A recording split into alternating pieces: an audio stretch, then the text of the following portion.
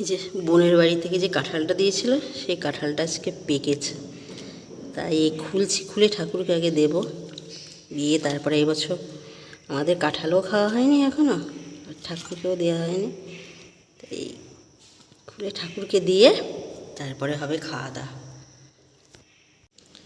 শুভ মঙ্গলবার, পুজো কমপ্লিট হয়ে গেল। জয়গুরু, সবাইকে জয়গুরু। বাইরের ওয়েদারটা দেখুন, ঝলমলে রোদ আজ, আর গরমও উঠবে এখানে তিরবির করে।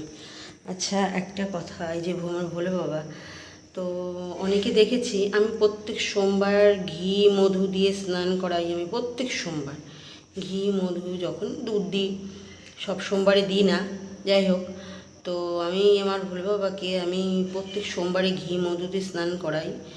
আর অনেকে আছে দেখেছি আমি প্রতিদিন ঘি দেয়, ঘি মধু দিয়ে। তো তোমরা একটু বলবে তো আমাকে কমেন্টে, প্রতিদিন ঘি মধু দিতে হয় কি না, আমার এটা জানা নেই, তোমরা যদি জেনে থাকো কেউ বলবে। তো সেভাবে চলতে হবে, তাই না? জয়গুরু সবাইকে। তো পুজো কমপ্লিট হয়ে গেছে, 8:15 বাজে। এবার যাব রান্নাঘরে, এবার গিয়ে ঝাঁটা ধরবো, ঝাড় দিয়ে রান্নাঘর ঝাড় দিয়ে তারপরে এই যে ঝাড়ু, চলো ঝাড় দিয়ে নিই রান্নাঘরটা। কর্মব্যস্ত জীবন, আবার দেখো তুমি হালকা হালকা মেঘ করছে, টাইসের পরে না কেমন যেন কালো কালো ছোপ ছোপ পড়েছে, অনেকদিন পরিষ্কার করা হয় না, তো দেখি কবে আবার একটু পরিষ্কার করতে পারি। আবার একটু মেঘ করছে। এই জ্যৈষ্ঠ মাসে, আজকে তো জ্যৈষ্ঠ, আষাঢ় মাসের পয়লা, তো এই জ্যৈষ্ঠ মাসে খুব কুমড়ো শাক খেয়েছি আমি, কুমড়ো শাক আর চাল কুমড়ো ভীষণ খেয়েছি। তো সকালে রান্না বসিয়ে দিয়েছি, হচ্ছে কুমড়ো শাক, হচ্ছে সয়াবিন, হচ্ছে আরও কিছু হবে। তো